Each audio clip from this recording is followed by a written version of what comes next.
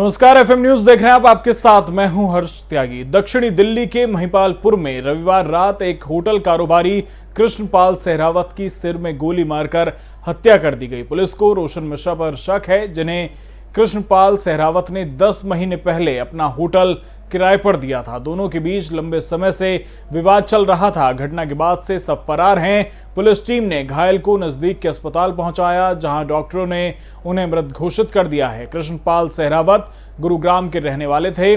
उन्हें बाई कनपट्टी के पास गोली मारी गई है। सहरावत ने महिपालपुर स्थित अपना होटल डॉल्फिन इंटरनेशनल रोशन शर्मा को 10 महीने पहले लीज पर दिया था, लेकिन बकाए बिजली बिल और लीज में तय राशि न मिलने को लेकर सहरावत का गौरव मिश्रा से विवाद चल रहा था।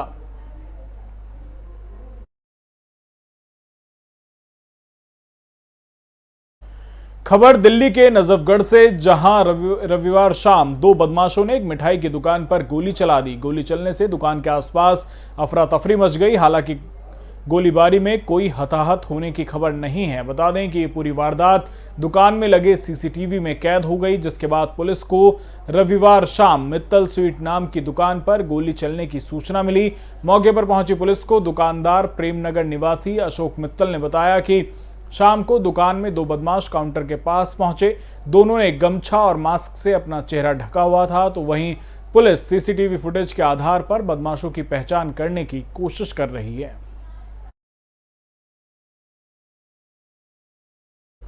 दिल्ली में कोरोना संक्रमण के मामलों में कमी देखी जा रही है। बावजूद इसके दिल्ली सरकार कोई रिस्क लेने के मूड में नहीं है। इसी कारण सरकार द्वारा आगामी दिवाली के त्योहार और छठ पर्व के मद्देनजर कई दिशा निर्देश जारी किए गए हैं। दिल्ली आपदा प्रबंधन प्राधिकरण डीडीएमए ने छठ पूजा के लिए चिन्हित घाटों पर पूजा करने की अनुमति दी। इन स्थलों में यमुना नदी के किनारे शामिल नहीं किए गए और डीडीएमए ने स्पष्ट किया है कि नदी को साफ रखने के लिए यमुना नदी के किनारे किसी भी साइट को नामित नहीं किया जाएगा। गाइडलाइंस के मुताबिक चिन्हित साइटों पर ही श्रद्धालु पूजा से जुड़े सामान प्रवाहित कर सकेंगे, जिसे इकट्ठा करने और डिस्पोजल की जिम्मेदारी संबंधित नगर निगम और अन्य एजेंसियों की होगी। श्रद्धालुओं के किसी भी तरह की पूजा की सामग्री या अनाज यमुना नदी में प्रवाहित करने की सख्त मनाही है।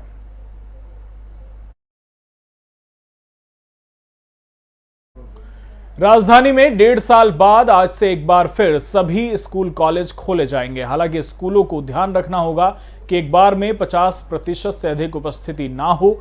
डीडीएमए ने आज से सभी कक्षाओं के लिए स्कूल और कॉलेज खुलने के मद्देनजर दिशा निर्देश जारी किए हैं, जिसमें कहा गया है कि स्कूलों को यह सुनिश्चित करना होगा कि कक्षाएं हाइब्रिड तरीके से चलाई जाएं, जिसका मतलब है कि ऑफलाइन के साथ साथ ऑनलाइन कक्षाएं भी जारी रहेंगी। स्कूल खुलने पर किसी भी पेरेंट्स को अपने बच्चे को स्कूल भेजने के लिए बाध्य नहीं किया जाएगा। साथ ही स्कूल सुनिश्चित करेगा कि उसके सारे स्टाफ को वैक्सीन लग चुकी है।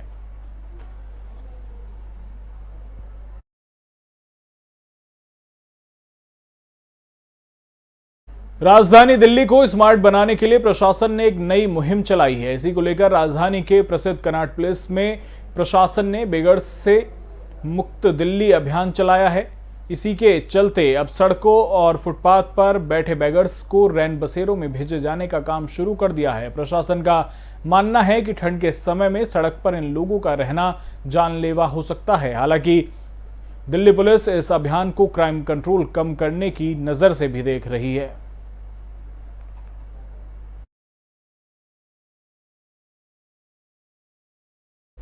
पूर्व प्रधानमंत्री डॉक्टर मनमोहन सिंह को दिल्ली एम्स से छुट्टी दे दी गई है। बता दें कि 13 अक्टूबर को अचानक उनकी तबीयत बिगड़ गई थी, जिसके बाद उन्हें अस्पताल में भर्ती करवाया गया। पूर्व पीएम को दिल्ली एम्स के कार्डियो न्यूरो केंद्र के निजी वार्ड में भर्ती कराया था, जिसके बाद कांग्रेस नेता राहुल गांधी समेत स्वास्थ्य मंत्री मनसुख मंडाविया भी उनसे मिलने वहां पहुंचे थे और पीएम मोदी ने भी ट्वीट करके उनके स्वास्थ्य की बेहतरी के लिए कामना की थी।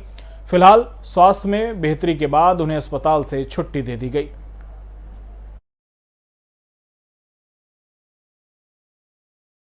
दिल्ली में इस साल डेंगू के मामले काफी ज्यादा हो गए हैं। कई सालों के रिकॉर्ड टूट चुके हैं और अस्पताल में भी भारी संख्या में मरीज भर्ती होते दिख रहे हैं। बिगड़ती स्थिति को देखते हुए अब केंद्र इस मामले में अपना हस्तक्षेप करने जा रहा है। स्वास्थ्य मंत्री मनसुख मंडाविया आज दिल्ली सरकार संग एक अहम बैठक करने जा रहे हैं। उस बैठक में वर्तमान डेंगू स्थिति पर विस्तार से चर्चा की जाएगी। केंद्र का प्रयास है कि राजधानी में अब डेंगू के मामले और ज्यादा ना बढ़ें। दिल्ली की डेंगू स्थिति की बात करें तो इस साल राजधानी में 1000 से ज्यादा मामले सामने आ चुके हैं। इसमें भी इस महीने के 23 दिनों के अंदर डेंगू के 665 मामले दर्ज किए गए हैं। वहीं सिर्फ पिछले हफ्ते की बात करें तो 280 मामले सामने आ चुके हैं। ऐसे में डेंगू तेजी से लोगों को अपना शिकार बना रहा है।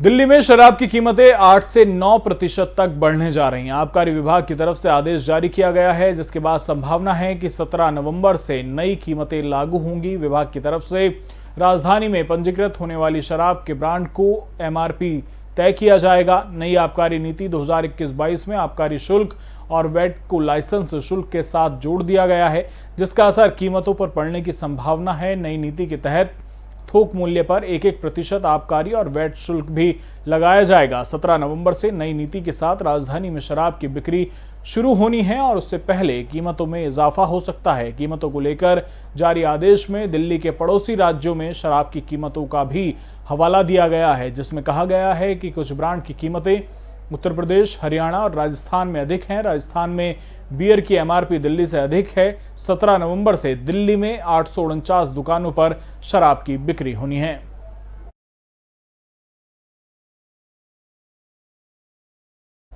फिलहाल मेरे साथ इतना ही। बने रहिए एफएम न्यूज के साथ। नमस्कार।